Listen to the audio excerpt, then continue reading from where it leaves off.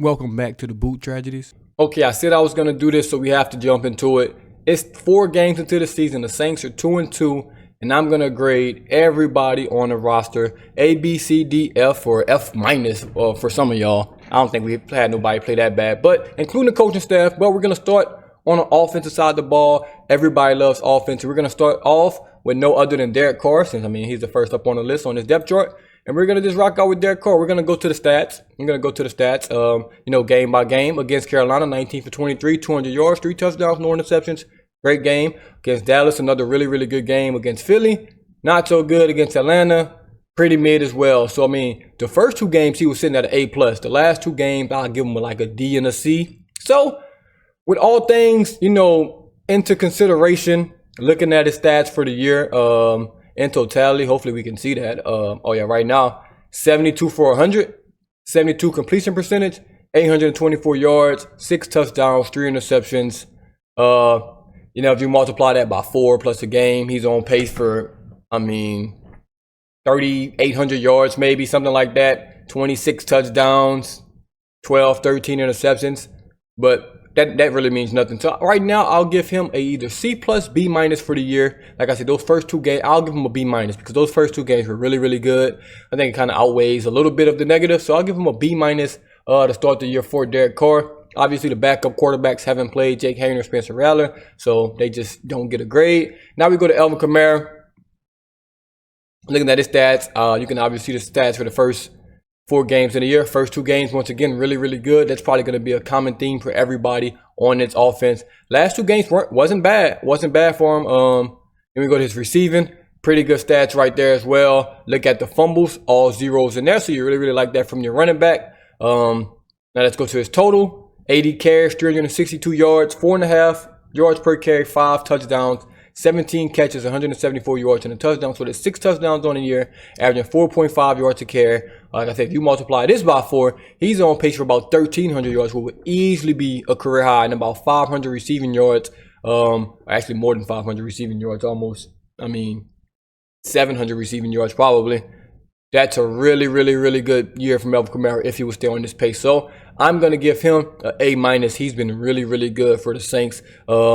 I don't know why he doesn't get like an A+, because just a couple of those games, I think the Philly game, it wasn't the greatest game. He averaged 3.3 yards a carry. Whether it's his fault or not, it still happened. Now we can just stay on the running backs, go to Jamal Williams. All right, 23 carries, 87 yards, 1 touchdown, 4 catches, 21 yards, 5.3 yards a carry. Now, as much as I want to give Jamal Williams an F, because when we brought Jamal Williams in here, he hasn't really done and he doesn't have the juice, I'm not going to give him that. I see a lot of people criticizing him, and me too as well, but I'm just going to give him a C. Because we know who he is. He's playing average, and that's what you just get an average grade. You get a C, C minus for me. He hasn't done anything great, but he hasn't been super, super bad where it's like, bro, why is he on the field once again? Like I said, it hasn't been great by any stretch of the imagination, but just average. Just average. And we're going to try to fly through this just because it's a lot of guys. Kendrick Miller, he's going to get an F. He hadn't played, but he's getting an F just for not playing. Joking, obviously. Adam Prentice, fullback, he's played sparingly when Taysom went out. Not going to really give him a grade. Not going to pretend I paid enough attention to him when he was out there to give him a grade. All right, now we go to the tight ends. Who we want to start with? Juwan Johnson, F. F. No, I'll give him a D because he did score this year. I'll give him a D. But 6 targets, 4 catches, 39 yards, and a touchdown. That's a D. I'm sorry. Baltimore Roar. He did get a touchdown too, so you're going to save yourself from an F. D. Once again, D. Taysom Hill, A+. A+++. Don't care what the stats say or receiving. 1 catch, rushing, pretty good. A+ for Taysom Hill. We see this offense when he's out there. We see this offense when he's not out there. 2 different offenses. Best offense in the league, terrible offense. Or average offense, or below average offense. So A++ for Taysom Hill. I think that's obvious. Obvious. And now we just got the offensive lineman left. Fuaga, he gets. Let me think on him. I almost jumped out the window. Who are we gonna start with? All right, let's start with Trevor Penny. Fuck it. Coming into this year, I just said Trevor Penny needed to be average. He just needs to be the average for the Saints to have a decent year. And so far, he's been maybe above average. He hasn't been great. He hasn't been an all-pro guy or pro bowler, which you want your first-round pick to be in like year 3. 25 years old coming to his own, but he's played solid. He still has the Trevor Penning plays where it looks just like Trevor Penning, but I'm gonna give him a C+. Like, he hasn't been a super hindrance on his offensive line, and trust me, a C+ for him is a great thing for the Saints. If he can keep it at C+ all year, he's done a good job. He's done a good job. Nick Saldiveri hasn't played. Udo come in there a couple games. It's only been one or two games. I'm gonna give him a C just because it's just been average. He's been thrown into the fire. Landon Young hasn't really played that much. He just played one game. Not gonna grade him. Eric McCoy, not gonna grade him because he's hurt as well. But when he was out there, he's about a B+ guy. Cesar Ruiz, now he's had some good games when he's next to McCoy, but that game against Philly, it's in my head. So he's gonna get a C- for the year. They played great the first two games, but that Eagles game was really bad. That was an F. That's past an F. That was a Z, whatever you want to call it. That was an F game right there. That was an F game from him. So C- from him because he has been solid. Other than that, but that, I mean, we all saw that Philly game. Jalen Carter beat his ass. Bad. Lucas Patrick gets a B from me. He gets a B. 8th season in the league. He's been really good at that left guard position. They threw him in the fire at center, and he held his own for a little bit at center. But at left guard, he's been pretty good. He gets a B for me. You know, on my grading scale, I really like what he's done this year. Was a little hesitant for him starting right there, just because, I mean, 31-year journeyman lineman, didn't really want him starting that guard, but he's been pretty good. And last but not least, we got Fuag, who I think has been our best offensive lineman this year. Him or Patrick has been our best offensive lineman this year. Fuak is going to get a B+ from me as a first-round pick. A guy that played right tackle in college, coming out there, playing left tackle, and being damn good at it. He gets a B+ from me. A B+. I believe that leaves us just with receivers left. Kevin Austin Jr. hasn't played. Bud Mean hasn't played enough. Chris Olave we'll get to. A.T. Perry hasn't played. Rashid Shaheed, if you even made it this far in the video, I appreciate you. Don't forget to subscribe, like, comment, all that stuff. But if you check the link in the description, hey man, if you want to help out this channel, help it grow, get better equipment, better setups, all that, mics, the lights, all the whole nine, please don't be afraid to hesitate in the thanks tab or Cash App at DaBootTragedies. It'll be really appreciated. I'm gonna invest it right back in, you know, to the YouTube channel, get more content out to you guys and things like that. But I appreciate y'all. Back to the video. Now this is just receivers. We're going to get to special teams when we get to the defensive side of the ball. So I can't hold that punt return against him. That drop punt return for a touchdown, can't hold that against him. And this is just receivers. This is just receivers. So 25 catches, 252 yards, 16.5 yards per carry, 2 touchdowns. Obviously, I'm stupid. I was trying to do the math in my head instead of just looking at the projected. I didn't even see that. I'm dumb. So I don't have to do math in my head anymore. So 106 catches. 1,000 yards, 16.8, 9 touchdowns. That will be a really good year from Rashid Shaheed.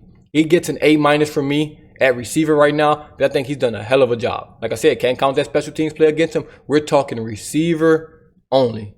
Receiver only. He's been really good. Really good at receiver. Makes me want to go back real quick to the quarterbacks, running backs, and stuff like that, just to see that projected. Real quick. So we got Derek Carr. Yeah, I said that. I didn't even see this. I said about 3,500, something like that, 38, 26, and 13. I mean, I can multiply by 4. It's not that hard. But yeah, that projection right there, that makes sense. Let's go to Alvin Kamara real quick right now, because I definitely messed that up. Oh no, I said 1,300 yards because I think he'll come back a little bit. Then I said about 800 receiving yards. Damn, hey, crazy. I can multiply by 4. We shouldn't be shocked by that, but. All right, back to the receivers. I mean, we really only got one more receiver to go over because no one else gets the ball. So we got Chris Olave. Now, his projections, 102 catches, 1,100 yards, 4 touchdowns. That's a disappointing year in my opinion. But based on the first 4 games, that's what he's at. I mean, look at the targets. We got to get more targets than this for Chris Olave. We just have to get more targets. I think if the targets come up, the numbers come up. We just have to get him more targets. Have to get this around 10 a game, in my opinion. About 10 a game. We do that, he's good. He's got 24 targets right now. It should be at 40. Now, just imagine if his target's at 40 and his catches are at 34 or something like that. Obviously, these numbers are tremendously better. I think that will happen towards the season. This first game was a little outlier because the Panthers just got their ass beat. So, I think he's going to end up with about 110 catches. Probably 1,300 yards, maybe about 6 or 7 touchdowns. I think that's super low for him. They could be, it could be more. But right now, I'm going to give him a B+, and only because I can't even blame him for that, because he's really playing like an A receiver. He's just not getting the opportunities. He's just not getting the opportunities. And that's just the fact of it. He's not getting the opportunities as some of these #1 guys. It's just not happening. Like, looking at him, I'm just gonna quickly switch to Malik Neighbors real quick as a rookie receiver for the Giants. Like, look at the projections for him. 102 targets, 1,100 yards, 4 touchdowns. Let's go to Malik Neighbors. Where's the New York Giants at? Let's click this real quick. Let's see his projections. 149 catches, 221 targets, 1,600 yards, 13 touchdowns from a rookie receiver. Let's look at any other receiver that's top of the NFL right now, man. Let's just look at somebody. Let's go to someone who hasn't been getting a lot of targets, in my opinion, actually. And he's still getting more than Chris Olave. St. Brown. If I can find Detroit. He's still on pace for 162 targets, 1,000 yards, 9 touchdowns. Like, I think guys that he's equivalent to or better than are getting more targets than him. You getting a guy in a terrible offense. I haven't checked any of these people's stats, by the way. On pace for 145 targets, only 800 yards. That's pathetic, by the way. That's pathetic. He has 34 targets, 20 catches. That's not good either. That's not good. 812 yards, 4 touchdowns. With way less targets than Olave. And they're on pace for the same thing.